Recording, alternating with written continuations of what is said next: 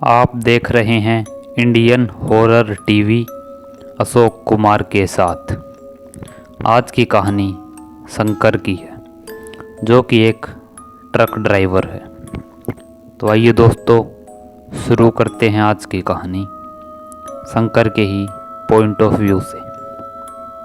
नमस्कार दोस्तों, मेरा नाम शंकर है और मैं एक ट्रक ड्राइवर हूँ। एक बार की बात है, राजस्थान के अजमेर को उदयपुर से जोड़ने वाले हाईवे पर हमारी ट्रक भागे जा रही थी। ट्रक में मैं और मेरा खलासी बैठे हुए थे। रात का सुहावना और ठंडा मौसम होने के कारण वहाँ से चलती ठंडी हवाएं हमें स्पर्श कर रही थी। उस आनंद में और प्राकृतिक हवाओं को महसूस करते हुए ट्रक अपनी गति पर थी कि तभी हमने अचानक देखा कि सामने एक औरत खड़ी है, जिसने कि लाल रंग की साड़ी पहन रखी है और काफ़ी श्रृंगार कर रखा है और आभूषण पहन रखे। दिखने में वह किसी दुल्हन की तरह लग रही थी। तभी मैं और मेरा खलासी उसे देखकर थोड़ा चिंतित हो गए और मैंने अपने खलासी की तरफ देखते हुए नज़रों से पूछा कि क्या हमें ट्रक रोकना चाहिए। वह औरत हाथ से इशारा कर रही थी। मेरे खलासी ने डरते हुए कहा, नहीं, शायद हमें ट्रक नहीं रोकना चाहिए। शायद यह किसी चोर या डाकुओं का काम हो सकता है। ट्रक में काफ़ी महंगा सामान लोड है। अगर इसे कुछ हो गया तो हम दोनों तो बर्बाद हो जाएंगे। उसकी बात सुनकर मैं भी थोड़ा चिंतित हुआ और मैंने ट्रक की स्पीड थोड़ी और बढ़ा दी। ट्रक अब उस औरत के बिल्कुल साइड से निकल गया था। मैंने जब साइड मिरर में देखा तो मैं हैरान हो गया। वह औरत अब वहाँ पर नहीं थी। यह देखकर मैं थोड़ा डरने लग गया था। ट्रक कुछ दूर ही आगे बढ़ी थी। वह सुनसान और हाईवे पर कोई भी कार नहीं थी। अंधेरी रात में केवल हमारे ट्रक की हेडलाइट ही कुछ उजाला कर रही थी। तभी कुछ दूर जाते ही हमने देखा कि वही औरत फिर से आगे खड़ी है और हाथ से ट्रक को रुकवाने का इशारा कर रही है। उसे देखकर मैं और मेरा खलासी काफ़ी घबरा गए और हम दोनों के पसीने छूटने लगे कि यह औरत तो पीछे छूट गई थी, यह फिर से आगे कैसे आ गई। मैंने मेरे खलासी से पूछा, परंतु वह कोई भी जवाब नहीं दे रहा था।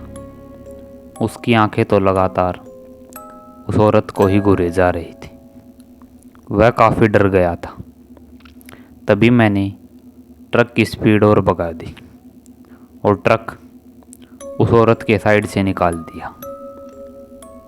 जब भी मैंने ट्रक उस औरत के साइड से निकाला तो अचानक वह औरत लपक कर मेरे खलासी के साइड वाली खिड़की पर आ गई और उसका लंबा घूंघट उसके चेहरे पर था, जिस वजह से हमें उस औरत का चेहरा दिखाई नहीं दे रहा था।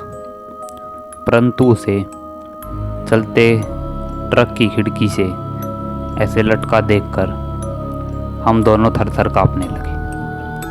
अचानक उस औरत ने अपना हाथ आगे बढ़ाया और मेरे खलासी की गर्दन पकड़ ली। मैं यह देखकर अंदर तक सहम गया था और मेरा कलेजा मुंह में आने को हो गया था कि तभी अचानक एक हवा का झोंका आया, जिसके कारण उस औरत का घूंघट उसके चेहरे से हट गया।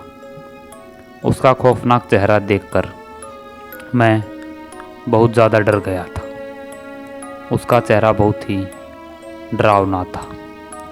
आंखें बड़ी बड़ी और लाल और दांत बहुत ही बड़े, जैसे कि कोई चुड़ैल हो। उसका मांग टीका उसके माथे में घुसा हुआ था, जिससे कि बहुत खून बह रहा था। तभी मेरी नज़र अचानक सड़क की तरफ गई, तो अब सड़क पूरी खून से लाल हो गई थी।